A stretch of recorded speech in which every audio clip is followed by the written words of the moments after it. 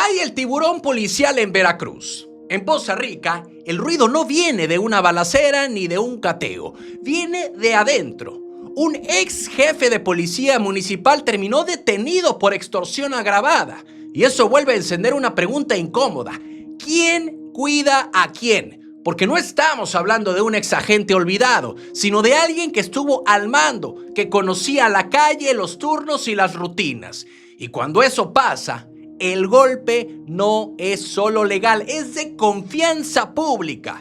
El detenido es Efigenio N., conocido como Tiburón, exdirector de la Seguridad Pública en Poza Rica durante la administración municipal encabezada por Fernando Remes Garza. Aunque ya no era el jefe máximo, seguía activo en la corporación con un rango menor, es decir, no estaba fuera del sistema, estaba adentro, operando y caminando los pasillos. La acusación es extorsión agravada contra dos víctimas. El operativo fue conjunto con fuerzas federales y estatales, discreto, rápido, sin espectáculo, como cuando el problema no está afuera, sino en casa. Y aquí el punto. No parece ser la intención del discurso policial, sino la distancia entre lo que se dice y lo que realmente pasa en la operación diaria. Porque el mismo personaje hablaba de una policía cercana a comerciantes y ciudadanos, proximidad, confianza, cambio de perspectiva, palabras que suenan bien, hasta que el expediente dice otra cosa. Y ahí es donde el ciudadano se cansa. No del uniforme, sino del desgaste constante de promesas que se caen solas. Este caso no camina solo. En la región norte de Veracruz ya hay antecedentes recientes de mandos y policías municipales señalados por extorsión.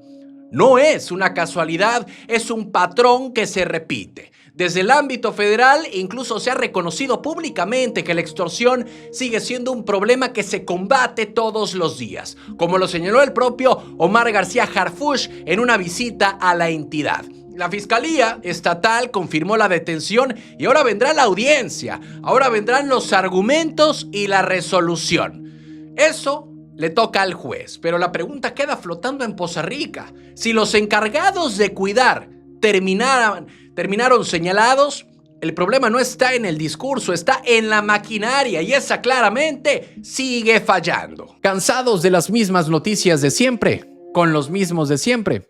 Aquí lo contamos sin rollos, directo y diferente. Dale click a la campanita, suscríbete y entérate de lo que de verdad está pasando en Veracruz y en la política.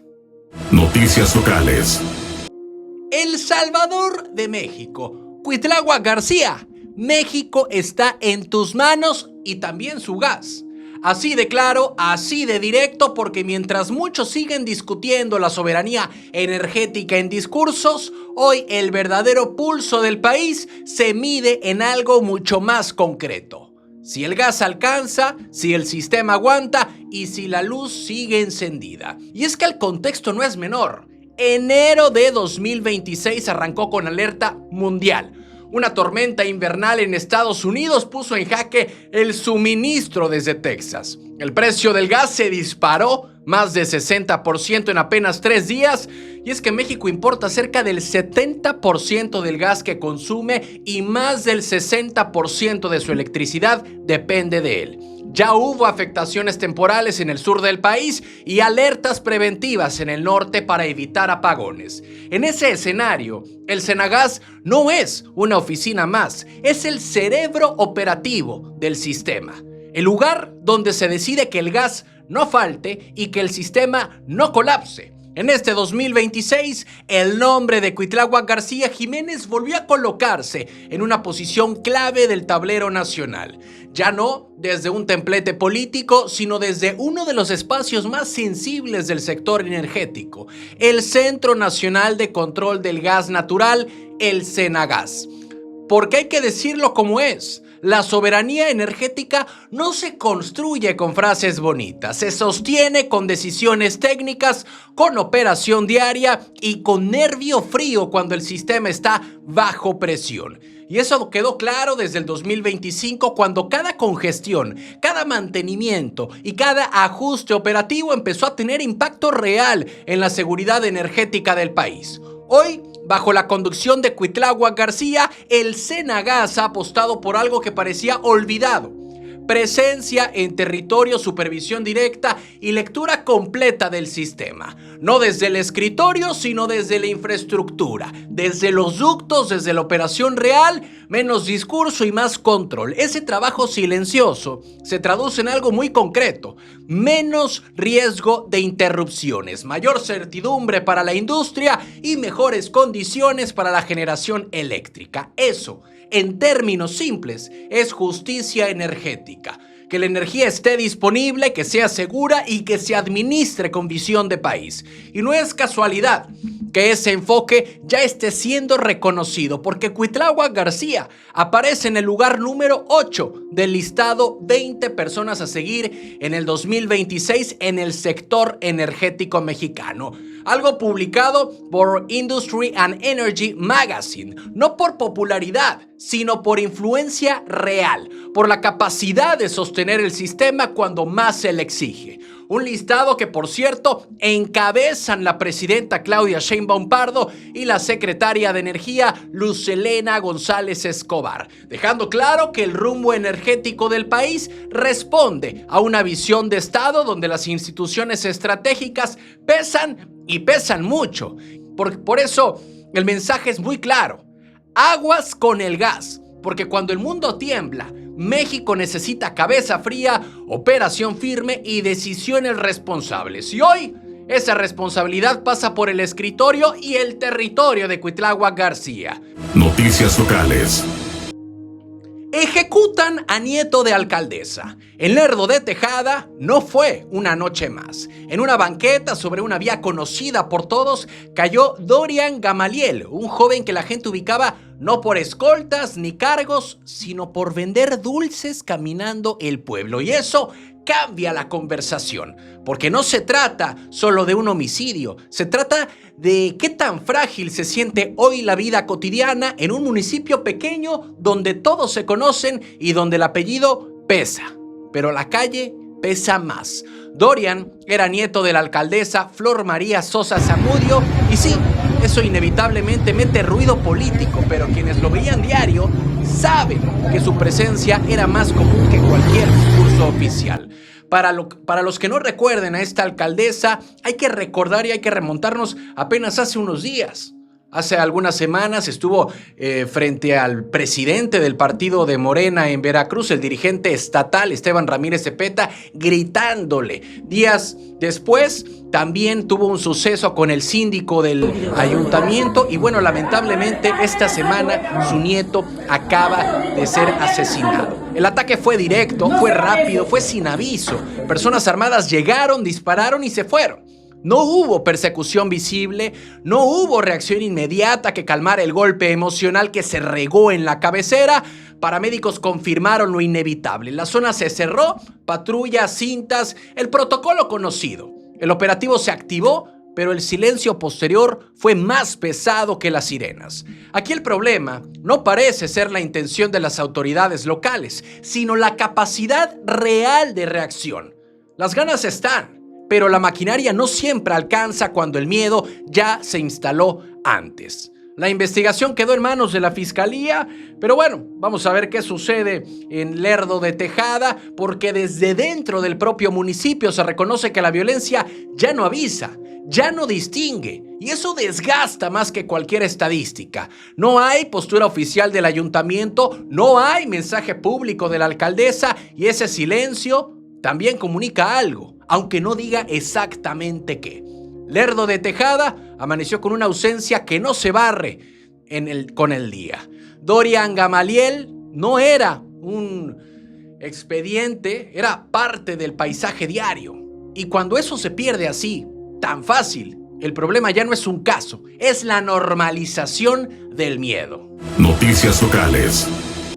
Veracruz en el top 5 criminal. Pero más del 90% de las llamadas fraudulentas, gracias a la atención que se da con el 089, han logrado cancelarse. Sí, en Veracruz hay un delito que no hace ruido de balazos, pero aprieta igual o más. Estoy hablando de la extorsión. Esa que llega por llamada, mensaje o visita amable y que se mete directo a la caja, al miedo y a la rutina. El dato sacude porque ya no es percepción. Veracruz aparece entre los 5 estados con más denuncias por este delito. No es encabezado nacional, pero sí una señal clara de desgaste en la vida diaria, sobre todo donde hay comercio y movimiento. Los números colocan al Estado junto a las entidades grandes y complejas como lo es el Estado de México, Ciudad de México, Guanajuato y Nuevo León. No por tasa, sino por volumen. Y ahí el foco cambia, porque aquí el problema no parece ser que no se denuncie, sino que aún denunciando, el delito sigue creciendo. Eso habla de algo más profundo que patrullas o campañas, porque la extorsión se volvió un impuesto ilegal que no distingue tamaño. Afecta al que vende tacos, al que tiene una ferretería, al transportista y al que apenas empieza un negocio familiar. Desde dentro del propio sector comercial se reconoce que el miedo ya se administra como gasto fijo. No se presume, no se publica, pero se paga. Y eso erosiona la economía sin necesidad de cerrar negocios de golpe. Las cifras provienen del registro oficial del Secretariado Ejecutivo del Sistema Nacional de Seguridad Pública. Son carpetas abiertas, son casos documentados, no rumores de esquina. El tema está en la operación, el tema está en cómo se investiga, cómo se persigue y cómo se rompe la cadena que permite que este delito sea tan rentable y tan repetible. La intención puede estar, pero el resultado aún no alcanza. A nivel nacional, el repunte es general. Algunos estados incluso rompieron sus propios máximos. Veracruz no es una isla, pero tampoco puede esconderse en las estadísticas. Aquí el reto no es solo policial, es financiero, social y de confianza. Porque cuando la extorsión se normaliza, el daño ya no es individual, el daño es colectivo. Veracruz está en el top 5, sí, pero más allá del ranking, el verdadero problema es que la extorsión ya forma parte del paisaje. Y mientras eso siga así, el miedo seguirá cobrando sin facturar. Noticias locales. Sheinbaum huele a fraude en Veracruz. En Coatepec se movió una ficha que normalmente no se mueve. Un conflicto de terrenos viejo y enredado llegó hasta el escritorio presidencial. Y cuando eso pasa, no es por casualidad. Aquí el tema no es solo una escritura dudosa, es la sospecha de un esquema completo, lo que los propios afectados ya llaman un cártel inmobiliario. Palabras fuertes. Sí, pero nacidas desde la impotencia, no desde la grilla. Son 9 hectáreas que se están adjudicando a estas personas. Inmediatamente dividen la propiedad y después promueven ventas. La instrucción vino desde arriba. La presidenta Claudia Sheinbaum Pardo pidió que la denuncia se revise y se le dé seguimiento institucional. No resolver, no sentenciar, revisar, seguir y poner el caso bajo la lupa. Y eso ya marca una diferencia, porque en Veracruz, y especialmente en zonas con alta plusvalía como Coatepec, los pleitos por tierra suelen quedarse atorados entre notarías, entre registros y entre silencios largos. Los propietarios afectados dicen tener títulos legales, pagos en regla y registros claros. Aún así, acusan que sus terrenos estarían siendo vendidos con una escritura que no reconocen y que aseguran no les pertenece. El problema no parece ser la intención de las instituciones, sino el desorden operativo que permite que documentos cuestionables circulen como si nada. Y cuando eso pasa, el mercado inmobiliario se vuelve una ruleta rusa. Desde Presidencia se informó que el caso fue canalizado a las áreas correspondientes para su análisis. Hay folio, hay acuse, hay ruta administrativa, así que todo correcto en el papel. Pero en la calle, la preocupación es otra. ¿Cuántos casos así existen que nunca llegan tan lejos? ¿Cuántas personas pierden patrimonio sin el reflector nacional encima? Desde dentro del propio sector inmobiliario se reconoce que estas prácticas no son nuevas. Lo nuevo es que ahora alguien levantó la mano y logró escalar el conflicto. Y eso incomoda a notarios, a intermediarios, a quienes viven de la ambigüedad legal. Porque cuando el foco se prende, ya no todo se puede arreglar platicando. Coatepec no está hablando solo de escrituras, está hablando de confianza. Y cuando la tierra deja de ser segura en el papel, el problema ya no es privado, es estructural.